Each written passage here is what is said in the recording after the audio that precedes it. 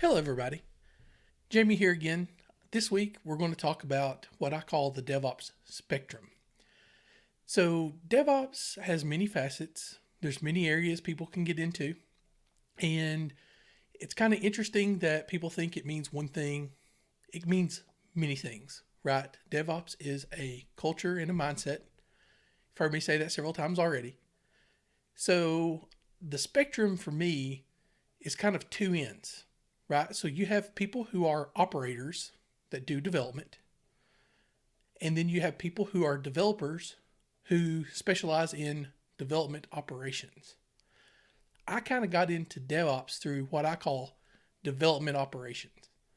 So what that means is I got into doing DevOps from a automated builds, continuous integration, automated unit tests, and continuous delivery standpoint. Whereas somebody from operations or an operator may get into doing DevOps by doing development of their everyday task, whether that be scripting installation of some software, using something like Packer to build images, to do consistent deployments, using something like Windows System Center for managing patches and things like that, to doing infrastructure as code, right? Because once you start doing infrastructure as code, version control steps in, continuous integration, continuous delivery. So things that developers tend to do a little bit more, right? And, I talk a lot about operators and developers. I'm not trying to leave out anybody doing security or databases, right? Look at the database. That's a fine example of the area of the database. You have database administrators who are typically in charge of operations of databases. And then you have sometimes database developers, people who are specialists in doing development on a database. DBAs, your administrators, typically can do development up to a point, but that's probably not their wheelhouse for a lot of DBAs. Anyway, at least the ones I've worked with. Yeah, they're great with SQL. They can write stored procedures and do tasks that they need, but they don't really work with developers necessarily as closely as a database developer probably would. At least have been in my opinion throughout my career. So just know everything's a spectrum, right? And you have people on each end, and that's kind of how they approach it. And hopefully, as they pick up more skills, like as a developer learns more about how to do operations, monitoring, deployments, system requirements for their applications, how much memory and CPU, they start crossing more over toward the operator side. And as operators start picking up more development skills and tasks, they start migrating more toward the developer side. So this spectrum is large, and I think everybody participates in this spectrum. So while I just gave two ends, right, it's really multi directional in how it works. Because even somebody who's traditionally a QA or a tester, when they get into doing automation of their unit tests and of their quality assurance process, and they start learning how to work more with developers and more closely with developers, they start coming into DevOps in my mind, right? Because they're coming from a QA testing. They have to understand the operation side of house to know how they're going to impact the outcome there. And then they have to understand the development side of house, right? So they can talk better to developers. And it's the same for developers with QA. You need to learn their concerns just like you have to learn somebody in operations concerns. Just like you have to learn what your security analysts or your CSO is going to worry about, right? Because security folks have a very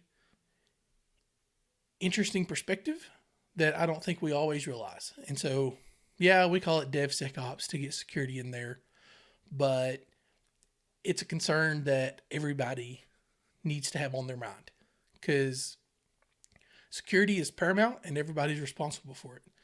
QA, operators, developers, people in security, everybody's responsible. Everybody that works at a company is responsible for security. Let's not minimize that cross-cutting concern that physical security, social engineering, all of those things are going to have a huge impact on your overall security landscape inside of your organization. And I feel that that is part of DevOps too. So while a lot of these videos are going to talk about development and operations, that's what I know the best. All these other things to me are implied. That's all part of this spectrum, or this web, if you want to, the web of DevOps. I like to call it a spectrum. We can call it whatever you want.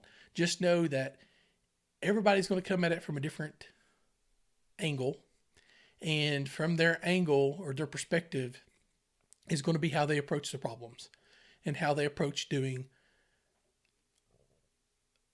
the practices of DevOps, right? So there's not one way to do it. There's not one right way to do it. Just know that it's going to look different for every organization and every group of people, and every new person that you add to your organization or to your team or to your friends is going to influence what you view for the perspective of DevOps.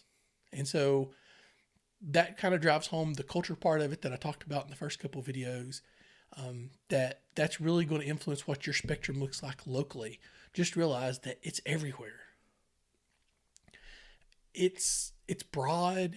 There's lots of concerns. We hyper focus on the things that we know the best. So for me, I focus more on the development side because that's where I came from. And sometimes it's hard for me to adopt an operations mentality. And I find that now I'm starting to embrace the slower, more stable pace. When I say slow, I don't mean never changes, really slow. But what I mean by that is I guess maybe a more methodical approach. Worrying about the system staying stable and being up and not having downtime. And, maybe changes have to be rolled out over the course of 4 days, right? A bunch of small changes a little at a time instead of one big change. And that's to increase the stability of the system and to isolate changes. So when a change goes out, if that's what impacted production, and you're not guessing between which 4 or 5 things that you rolled out was the one that actually brought the system down. So just realize that this spectrum is going to influence our thoughts and our patterns and how we're going to approach this. And so I just wanted to talk about that because it's been on my mind, and I really need to get the blog post together about that, about the DevOps spectrum. Anyway, first video back from vacation. So I just wanted to get this one out here and kind of get my thoughts and what I've been talking about. If you have any questions, please leave a comment. You can find me on Twitter. You can get to all my social media accounts from my website. That'll be a link in the description. If you like what I'm doing here, please subscribe. Please tune in every week so I can know if I need to continue down this road or not.